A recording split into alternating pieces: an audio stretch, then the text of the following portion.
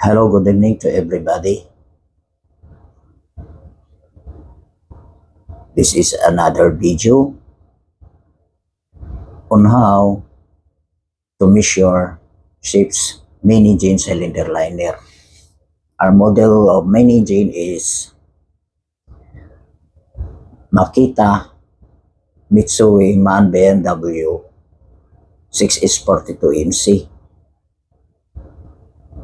and the cylinder bore is 420 millimeter. To those who wants to know on how to measure, please watch this video.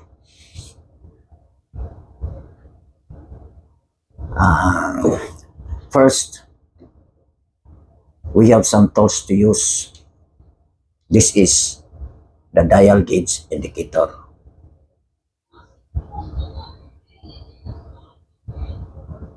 And this is the extension. This or this. And there are 4 more extension because our cylinder liner has a long height, almost over 2 meters. Somewhere 2 meters to 3 meters. The other extension, there's a thread. I did not bring the other extension because it's very long. And this one is the calibrator. This calibrator measure about in between this and this.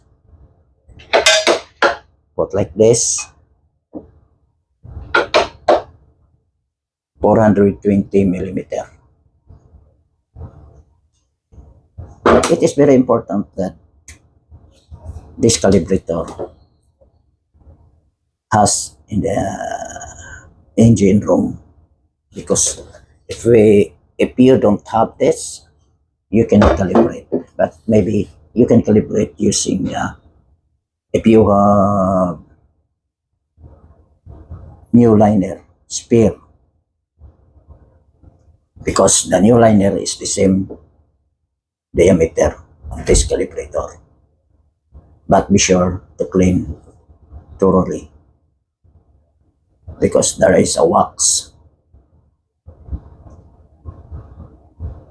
But if you don't have spare new liner, you can fabricate in any metal as long as you measure accurately with 420 millimeter.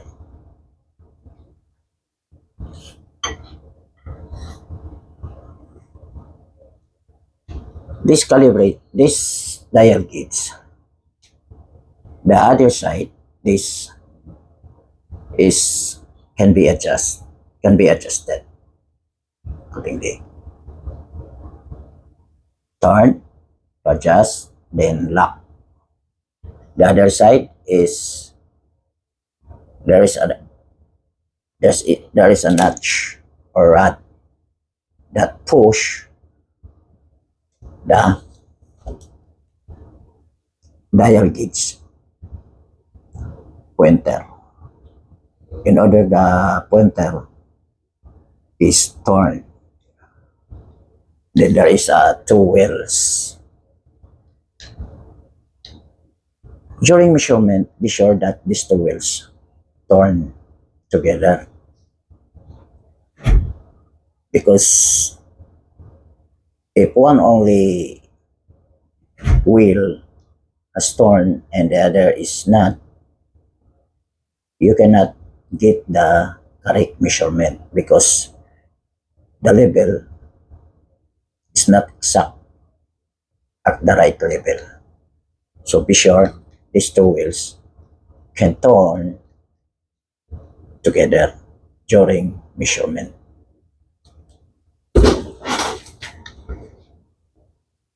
This notch, as you can see, there is, when I'm going to push,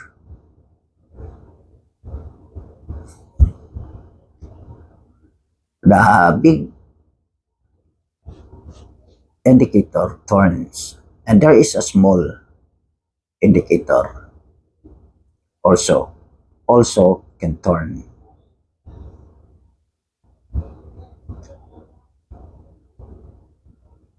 One revolution of the big indicator, or 360 degrees, indicating the small indicator to 1 millimeter. As you can see, the big indicator points to 0, and it makes a turn of 1 revolution, or about 360 degrees. Then when I push more,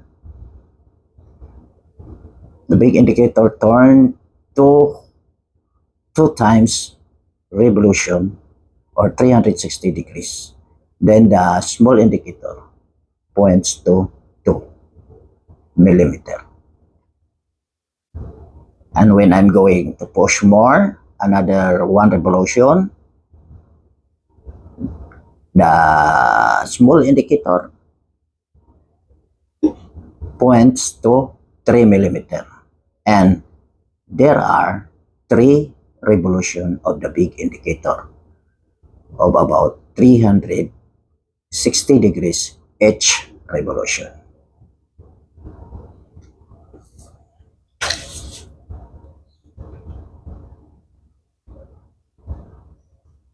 This dial gauge measure about between the tip of the end of this dial gauge is set to 423 millimeter. Why? Because our liner is only 420 millimeter. So we must set this indicator to above 420 millimeter, which is 3 millimeter more than 420, and it becomes 423 millimeters. Why we should set this 423 millimeter? Because an old liner, we should expect the missing metal, or the wear, what we call the wear, due to the scraping of the piston ring. And the service is about 10,000 running hours. And that's the time to replace the piston ring for the regular maintenance or the PMS.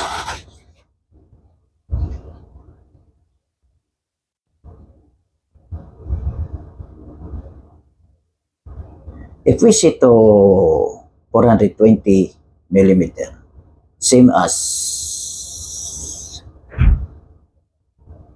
a new liner diameter, we cannot measure because this indicator cannot reach to the other side.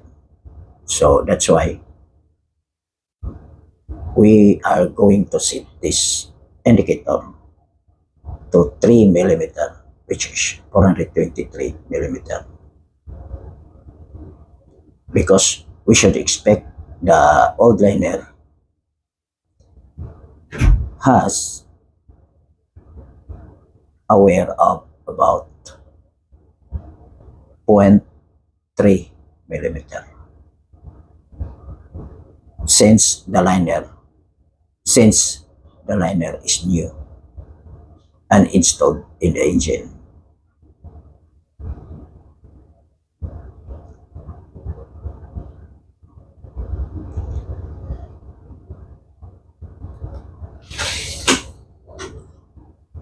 So let us start now so that you can understand on how to measure.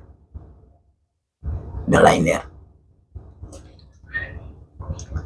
But remember, this is only simulation, not the actual. I measure two time or how many times the liner during overhauling, and please wait for that video because I will upload that video after this simulation. And if we have a good internet here also, because that file is very big, so we need an internet, a big storage of internet, big, maybe 50 gig. It's enough to upload a file, the video. Okay, let us start now.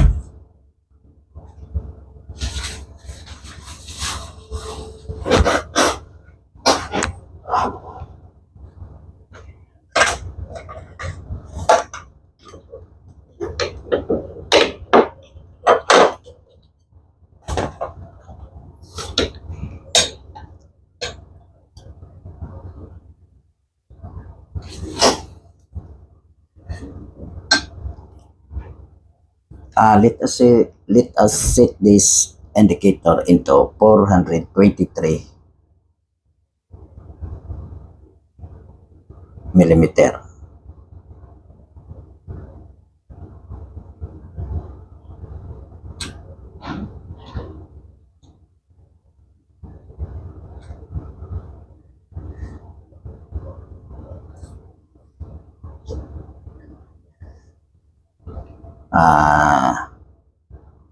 More than 423 millimeter. So all you have to do is to adjust the other side. Unlock, then turn. So that this pointer, big pointer, points to 0.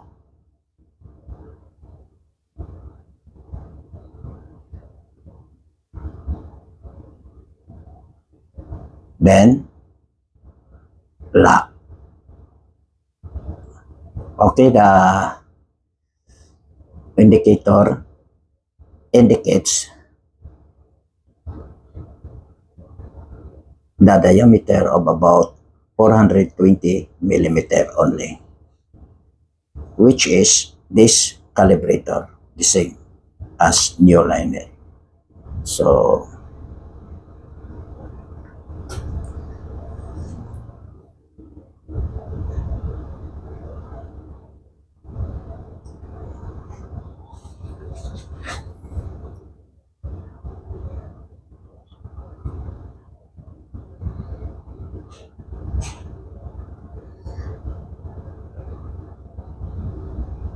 okay, watch closely. I will remove the indicator from the lubricator. I will touch this, I will hold this notch to adjust the calibration. So watch closely. 1 revolution. The big indicator is in 1 revolution, then the small indicator point to 1. Then push more. Big indicator. points to 0, and small indicator points to 2. Push more, the notch is already inserted in the calibrator. So the big indicator points to 0, which is 3 revolution in 360 degrees. And the small indicator points to 3 millimeter. So meaning 3 revolution of the big indicator is 3 millimeter of the small indicator. 1 revolution of the big indicator, it means the small indicator to 1. 2 revolution means to 2 millimeter. And 3 revolution of the big indicator means to small indicator to 3 millimeters. And the indicator is already inserted in the calibrator. So 420 millimeter. And we set this to 423 millimeter. So let us simulate. Let us say, for example, we measured the old liner had wear already, or there is a missing metal.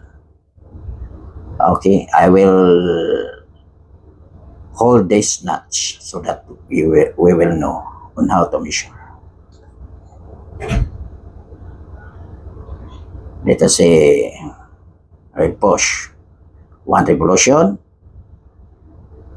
Remember this is now the simulation, and same as the actual measuring of the old liner. We are now doing to measure. We can now measure the old liner which is installed in the engine. 1 revolution of the big indicator and 2 revolution of the big indicator. Let's do it again. Okay, 2 revolution, 3 revolution, but somewhere there.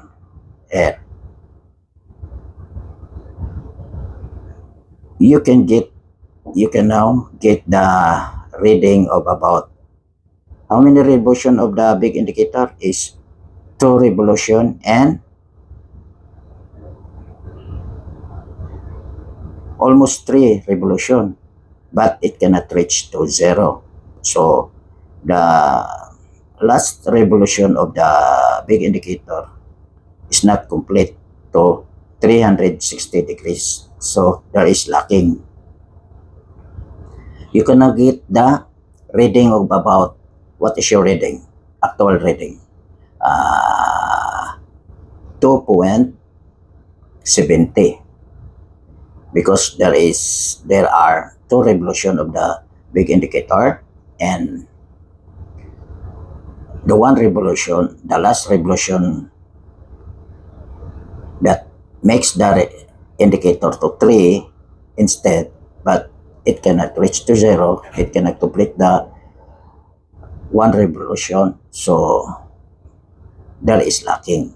So the big indicator points to 70 plus 2 revolution, 2.7 or 2.70 millimeter.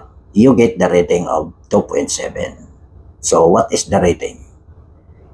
That is not the reading. You set this indicator to 423 millimeter. So what you get is 422.7 millimeter. So that is lacking. The lacking is the missing metal or the wear. So how many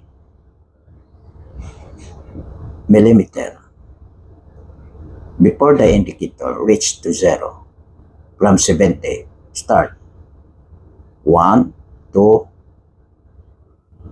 3. So 2.70, 3 minus 2.70 is equals 0.3.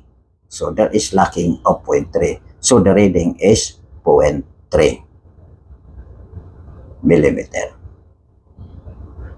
The lacking is the reading, not the actual reading. You should minus the result. Okay, 423 millimeter minus 420.7 millimeter is equals 0.3 millimeter. Okay, another example. Let us say 1 revolution,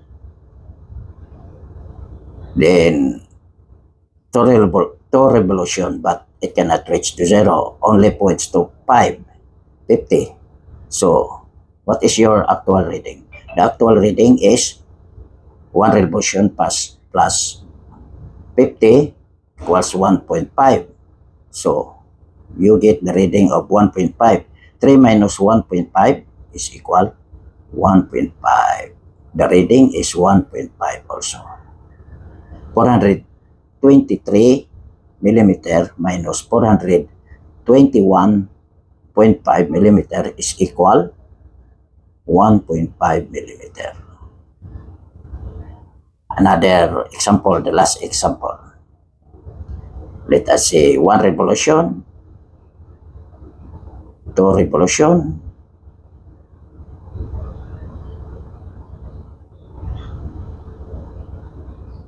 like this, like that. So almost 3 revolution, but the big indicator did not point to 0. So what is lacking?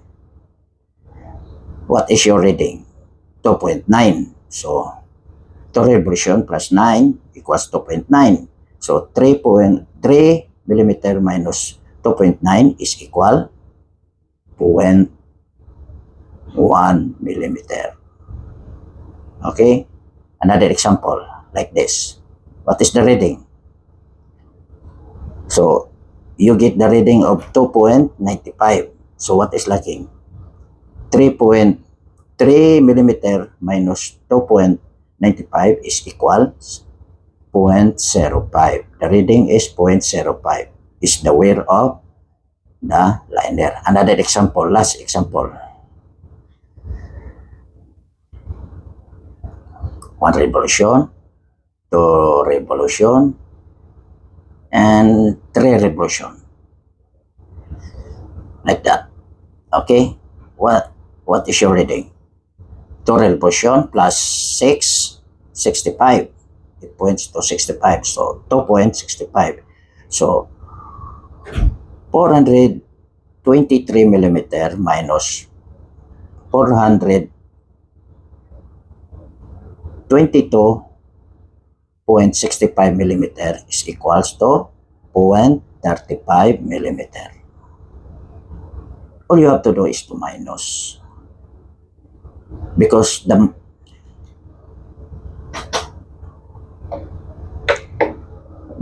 difference is the result, not the actual reading.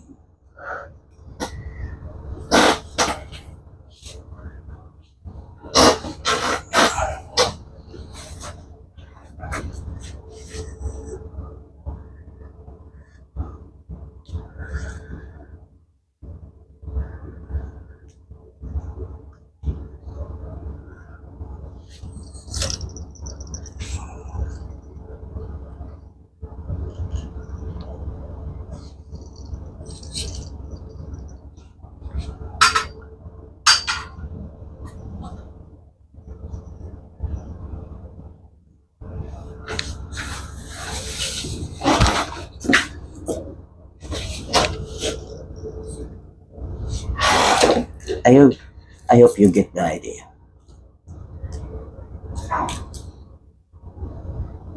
Never mind, after this simulation, if you watch this video, I will upload the actual measurement during overhauling. I already took the measurement and this width for that picture.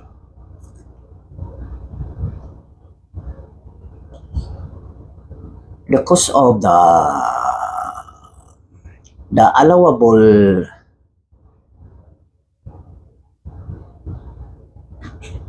wear of the liner is about 4 to 8% of the diameter.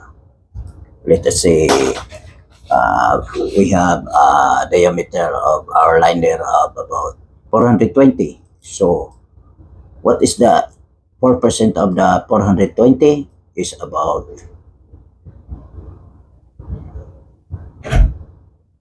1.68. You have to times, then divide by 10, the result. So 1.68, the 4%. Then what is the 8%? The 8% is 3.36.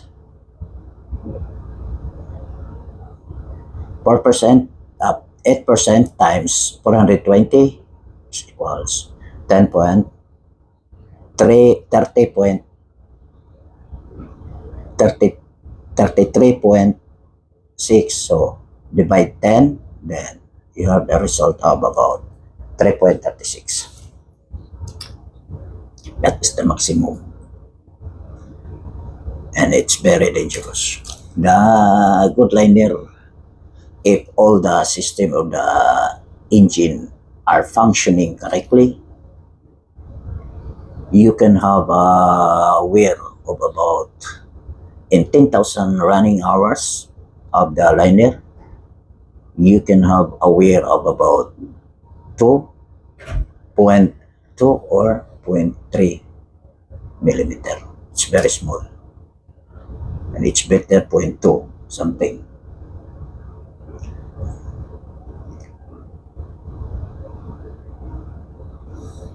The range of about 1.68, which is 4% of the 420, and 3.36, which is about 8% of the 420. In between that, it's very dangerous. It's very alarming. It is better below the minimum. The minimum. The minimum is 4%, is about 1.68, and the maximum is 3.36. So it's better below the minimum. The good liner in shape has a wear of 0.3, 0.5, but it reached to 0.1. But it reached to 1 millimeter. It's very alarming. Why we should maintain that we have a good liner to list the wear? Because if we have a wear of about 1.8, 1.5, 1.68 is 4%. In between the 1.68 and 3.36, 4% to 8%. Let us say we have a wear of 2 millimeter. 2 millimeter. That 2 millimeter is very big. It's very large. Enough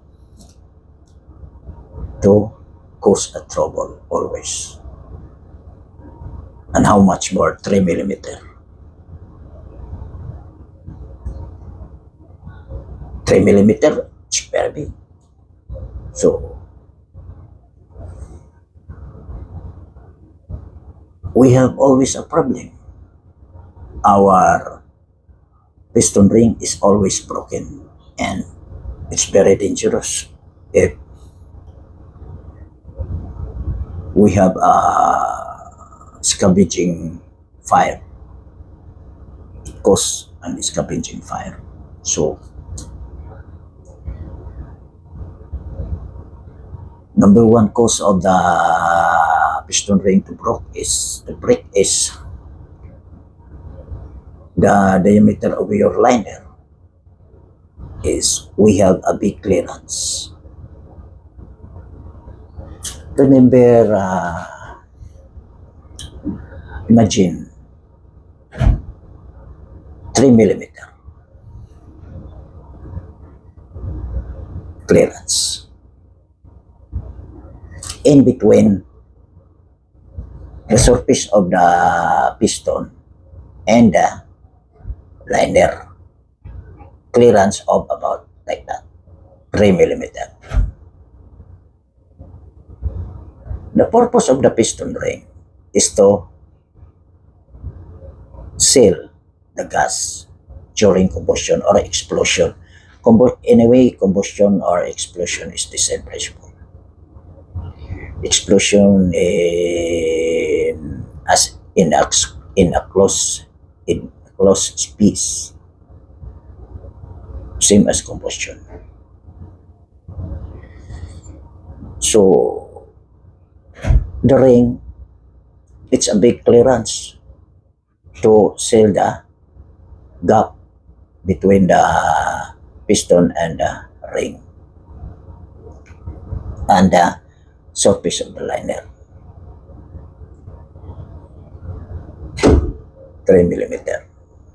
During combustion or power stroke or explosion, the ring is exposed.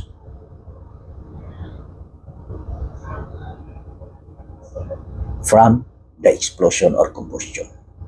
So, the ring tries to resist, but it cannot resist the impact of the explosion or combustion because there is a big part of the ring has exposed from the explosion or the combustion. So that is why we have a problem of or a trouble of always our piston ring is always broken or broken. 3 millimeter, imagine. And if we have small clearance, less than 4%, let us say 1 millimeter, 1 millimeter is very small. But 1 millimeter also, it's very alarming. It is better 0.5, 0.3, 0.4. That is a good liner. As aware of 0.3. Imagine 0.3, very small. So the ring can resist during combustion because there is a small only of the part of the ring has exposed from the explosion or the gas or the combustion. So if you are experiencing that the ring is always broken in the engine, number one cause is the wear of the cylinder liner.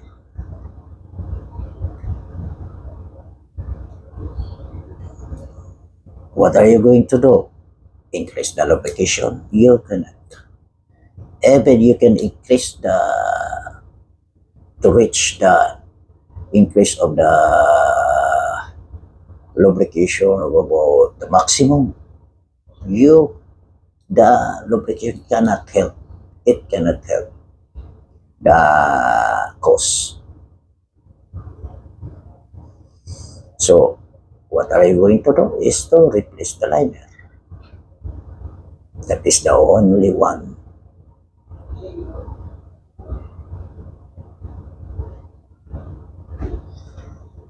Thing to solve that problem.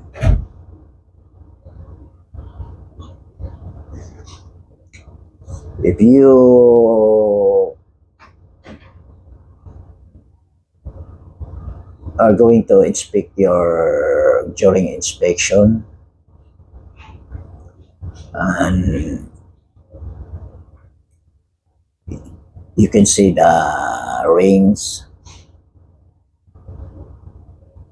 underside scavenging space. the fragments of ring. So that is a sign of the wear of the big wear of the cylinder liner. So it's better to, during overhauling, during replacing the piston ring, it's better. Measure, it is better to measure, do not forget to measure the liner. Because if you replace that, the new ring, then, and you cannot replace the liner,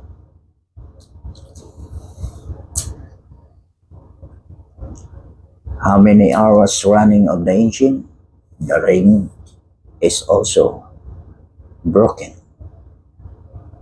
In another port, you're docked in another port, you can, or it's very dangerous if you have a long voyage. You can stop the ship and overhaul the engine. So it is better. Be sure the cylinder liner. But during emergencies, you can put, still can use. But if you have an opportunity to replace that liner, please replace that. And not only the piston ring, the cylinder liner that caused the trouble. Also the piston, also the piston groove. If you have a big clearance of the groove of the piston, let us say the new piston has a groove of, has a clearance of 0.3 in between the new piston ring and the new piston crown, has a groove of, has a clearance of 0.3 millimeter. Why? Because why there is a clearance in between the piston ring and piston groove? Because of the thermal expansion during operation. The metal can expand if you apply heat that metal. So that is why there is a clearance. That is the new piston ring and the piston crown. But the old piston crown or the old piston, of course, there is a wear also in the piston groove. Let us imagine you have a clearance of a piston groove between the piston ring and the piston groove of about 1.2 or 1 millimeter. This also can cause damage to the ring, cause break the ring. Why? Because the ring try to resist during pressure, during power stroke. During power stroke, but it cannot resist because there is a clearance of the piston groove. It cannot resist the impact of the power stroke of the engine. And it caused also the piston ring to break. So it is very important to measure also during overhauling, to measure also the piston groove. Check also, check everything, because that is the one to cause the piston ring to break. You increase the lubrication, you cannot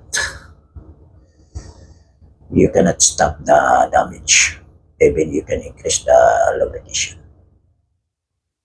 So it is better that at the early stage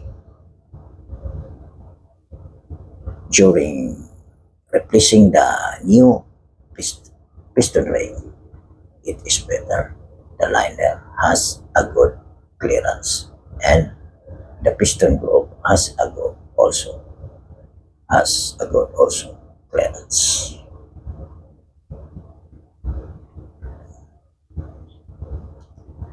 During operation, the work of the lubricator is very important. So in order to minimize the risk of wear, because if you don't have a good lubricator, your liner or the piston groove or the piston can wear quickly, very fast. So in order to prevent that very quick wearing of the parts, it is better you will have a good functioning of the lubricator and also the water. What is the cause? The water is very dangerous from the engine. And where the water come from, it is better your air cooler has a good functioning of a water mist catcher and dread thoroughly during operation of the engine. The water, it is normal. It is normal of the air cooler to produce water. Remember, 1 ton per day.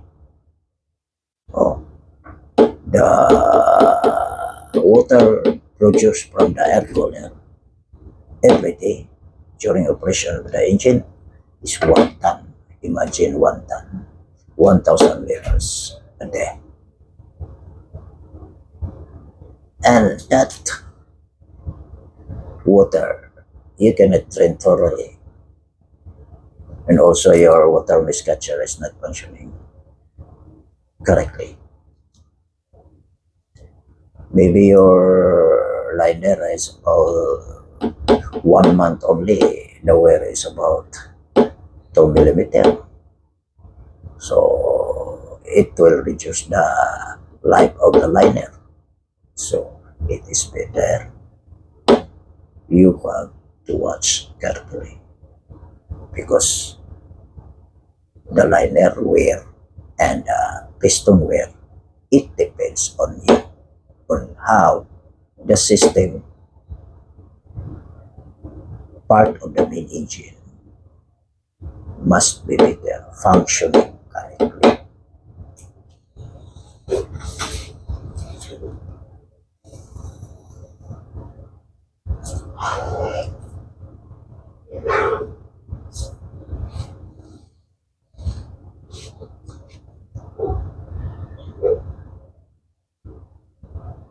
So I hope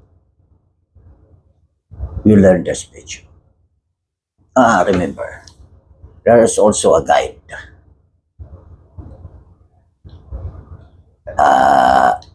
on how to measure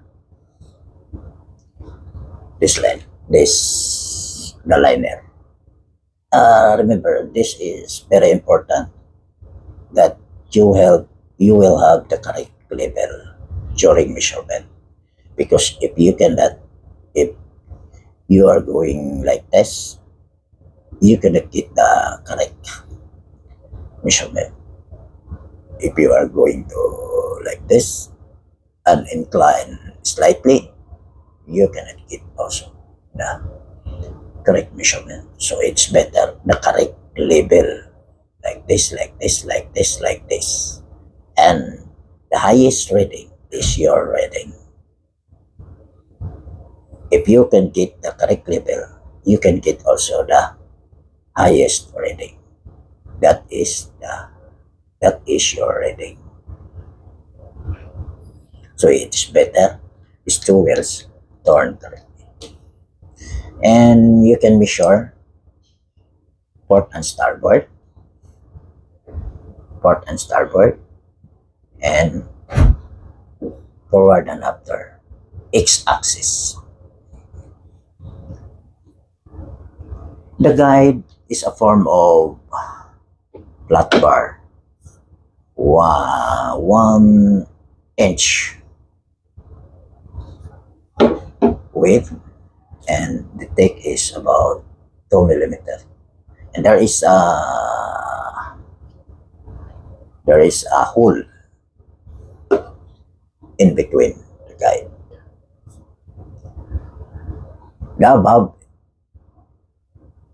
The form of the guide is L type. The above is there is a bolt and there is a nut. You can adjust also the bolt. The clearance between the liner and the bolt and the guide is about 3 centimeters according to the manual. It's depend on your engine specification. So like that. The first 4 holes. How many holes? There are 11 holes. You can insert the holes like this. This side can fix in the holes of the guide, and all you going to do is this the other side like this, up, down, up, like this until you get the correct level. That is the purpose of the hole. Where to measure also. That is very important because there is a place where to measure the liner. The first 4 holes, 1, 2, 3, 4, is closest to each other. Why? Because the combustion will happen. And that 4 holes, that is the most important part of the liner because the combustion where to happen that area. And remember that that area has a maximum wear of all areas down. The big wear is this part, indicating the 4 holes because the combustion, that area where to happen. So it is very important that is why it closes to each other. And last 4 holes and the fifth hole is far from each other until down because that area is only for sealing, gas sealing, not for the combustion. So that is why that area down is the wear is very minimal.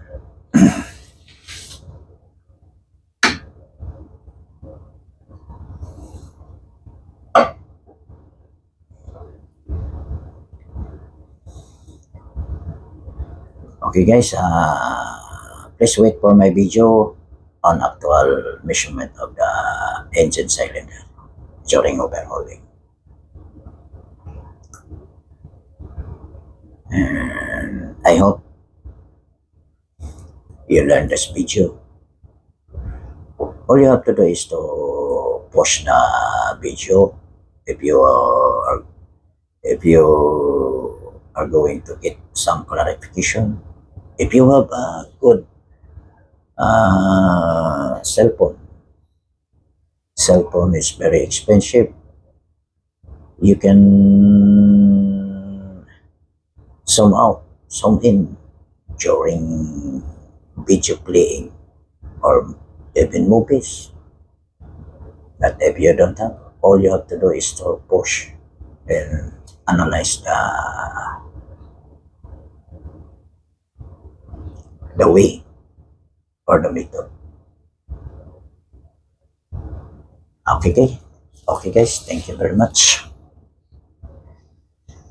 See you again.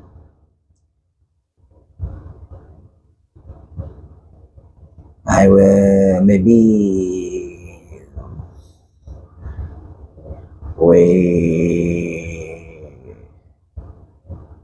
can make a video again, another video on how to compute the power of the engine,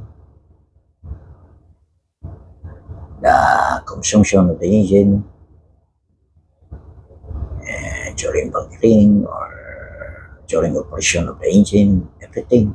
I already upload the exhaust valve on how to grind the valve seat and spindle, on how to dismantle and assemble the exhaust valve. It's better exhaust valve. Remember always, guys. That is my experience. The other officer, chief engineer, or other officer, they don't need to grind the valve seat of the exhaust valve and the spindle. All they have to do is to clean, brush, then install back. Remember, that is very important that there is no leaking of the exhaust valve, because if there is leaking, your exhaust valve reading, exhaust gas reading is very high. And that is my observation. If you cannot grind the exhaust valve, there is a leaking, all the engine, all the cylinders are high. So it is better to grind the exhaust valve spindle and the valve seat in order to seal the gas and in order to prevent blow-by. Do not follow the principle of being the it need not to grind the valve seat or the spindle. Only cleaning. That's very wrong idea.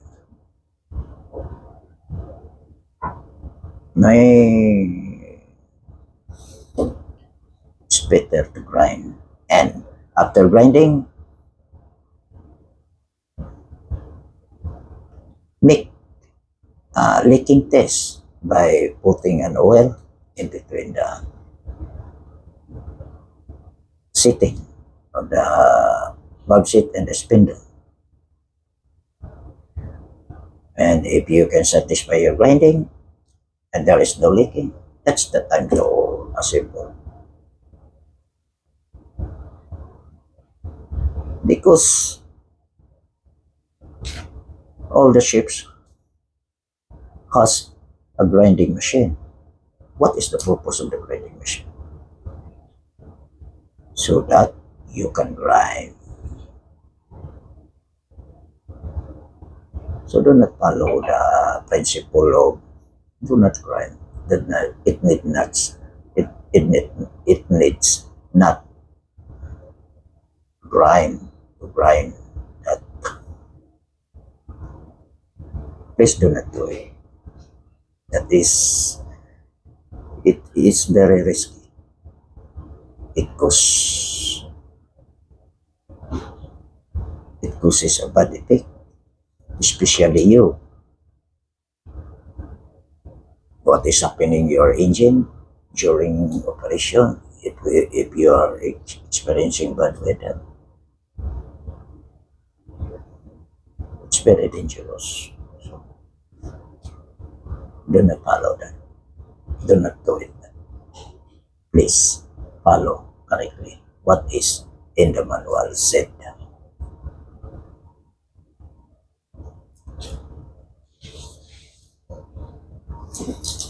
The limit of the thick of the exhaust valve and also the valve set. You have to measure the limit. It's better that if that parts, if that spindle or the valve set reach the limit, do not use it anymore. Except only for emergency. If you don't have a new spare that you can replace, so you can use only for emergency. But if you have an opportunity,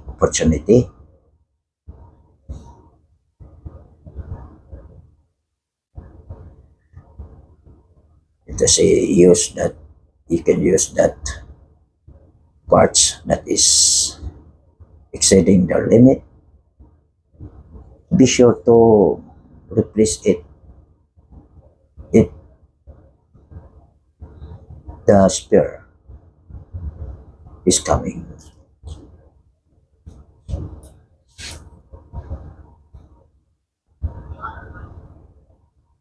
And also the injector. And that is very the life of an engine is depend the injector. So it is better that your injector is functioning correctly. Calibrate correctly. Please watch my video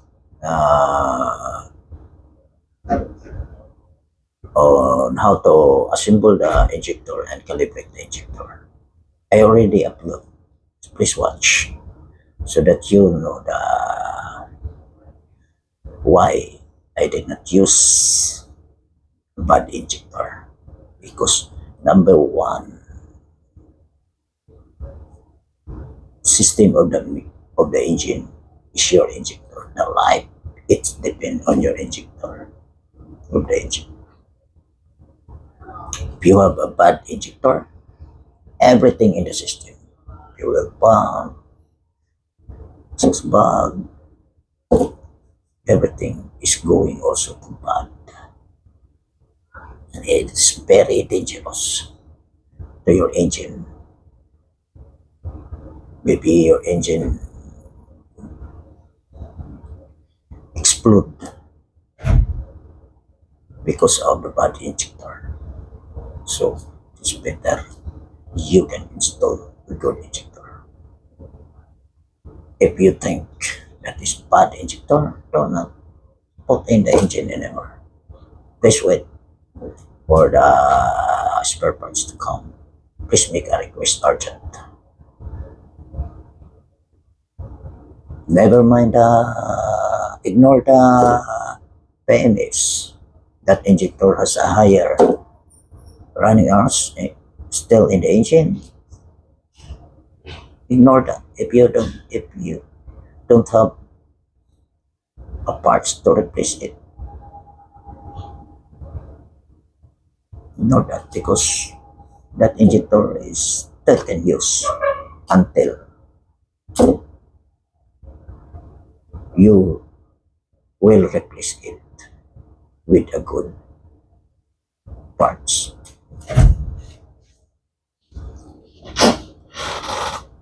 Your life it's depend on your way, not your way. It depends your life. Your life It depends on your way, on your method. So it is better you will have a good way and method to follow the instruction correctly.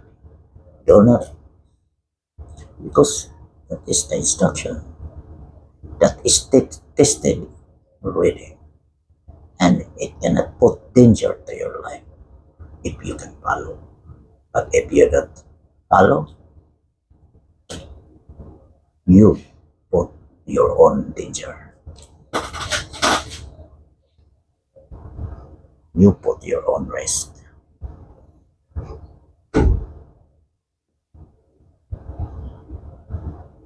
You sacrifices your life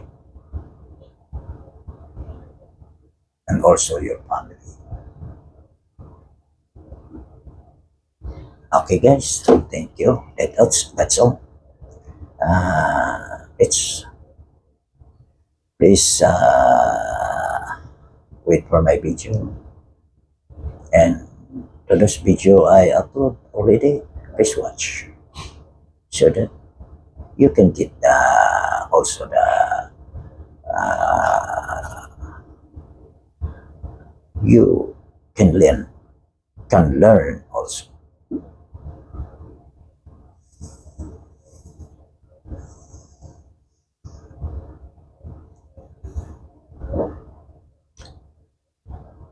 And I hope you like this video.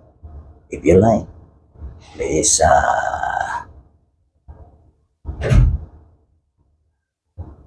share and subscribe. Once again, thank you very much, and have a great day to all viewers.